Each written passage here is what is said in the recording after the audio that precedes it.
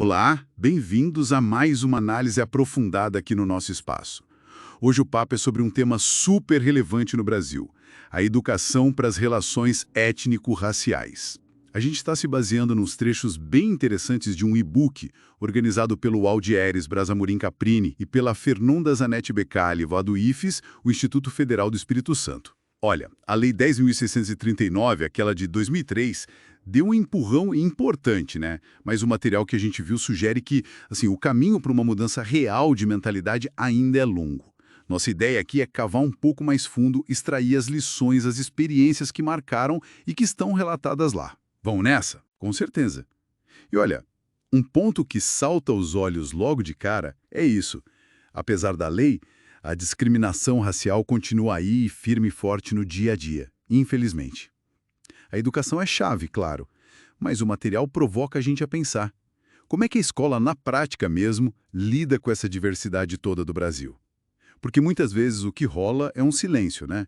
Ou umas abordagens meio superficiais. Interessante isso de abordagens superficiais. O e-book faz uma distinção, né? Uma coisa é a sociedade ser multicultural, descreve a nossa realidade diversa. Outra é o multiculturalismo, que são as estratégias para lidar com isso.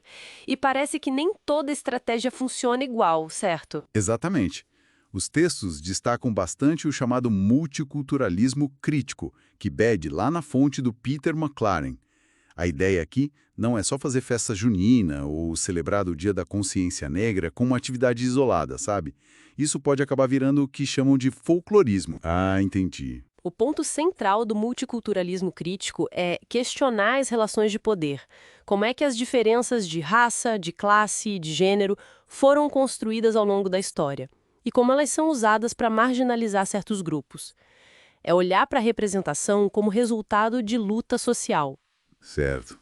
Então, isso seria tipo um antídoto para aquele currículo turístico que um dos textos até critica, aquela coisa de falar do Dia do Índio, sei lá, uma vez no ano e depois esquece. Justamente.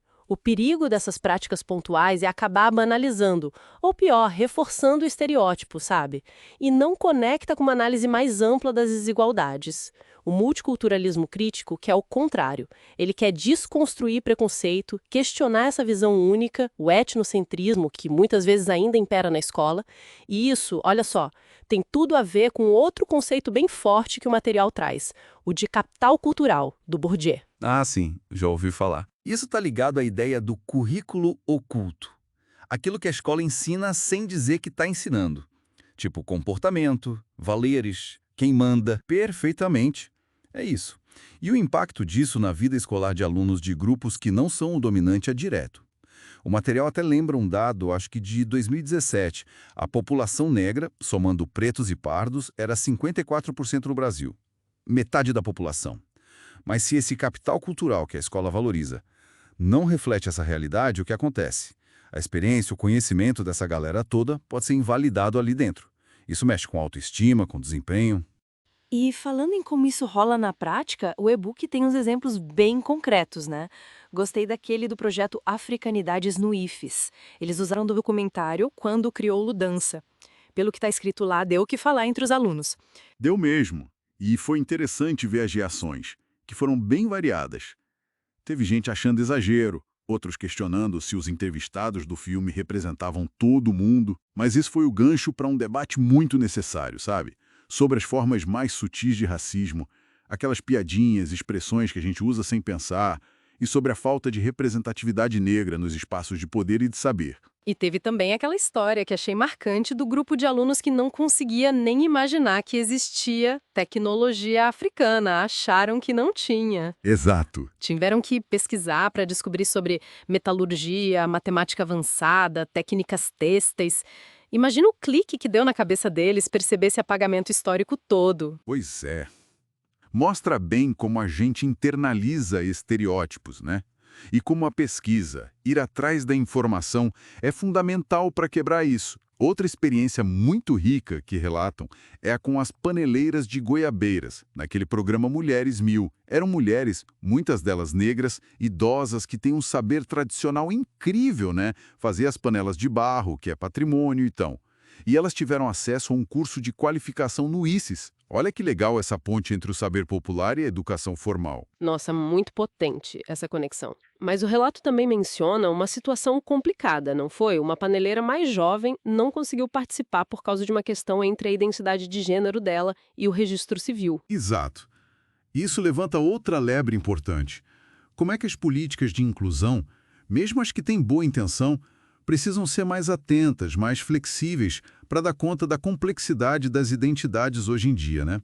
Para além do masculino e feminino só. O material ainda cita outras coisas, tipo a troca de experiências na Unilab, com alunos brasileiros e africanos juntos, o que é super rico para a formação. E o uso de etnociências na EJA, validando saberes locais, tipo sobre planta medicinal, junto com o ensino de ciências. Com tudo isso, fica muito claro o papel do professor, né? Ele é peça central nessa história toda. O material fala muito em formar um intelectual transformador. O que seria isso na prática? Não é só um professor que passa conteúdo. É um educador que pensa sobre a própria prática, que investiga, que questiona os silêncios do currículo, sabe? O que não é dito, por que não é dito. É alguém que promove o diálogo crítico na sala, que está atento para não cair nessas armadilhas do multiculturalismo fácil, superficial.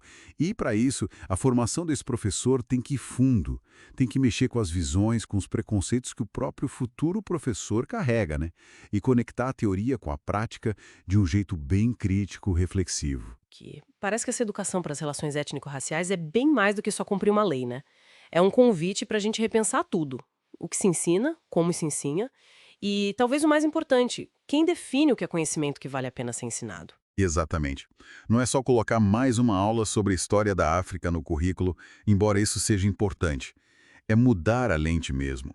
Mudar a perspectiva com que a gente olha para o conhecimento, para a sociedade. É reconhecer as estruturas de poder que estão ali, escondidas no currículo, e trabalhar de forma ativa pela equidade, pelo respeito de verdade. E fica aqui uma provocação final, então, para quem está nos ouvindo. Pensando nessa ideia de capital cultural, de currículo oculto, que conhecimentos, que saberes, que jeitos de ser e de se expressar talvez a gente esteja desvalorizando nos nossos próprios ambientes, no estudo, no trabalho, só porque eles não se encaixam no modelo que a gente acha que é o certo ou o dominante. Fica aí a reflexão. Bom, pessoal, com essa reflexão a gente encerra a nossa análise de hoje. Foi um mergulho importante nesse tema. Até a próxima!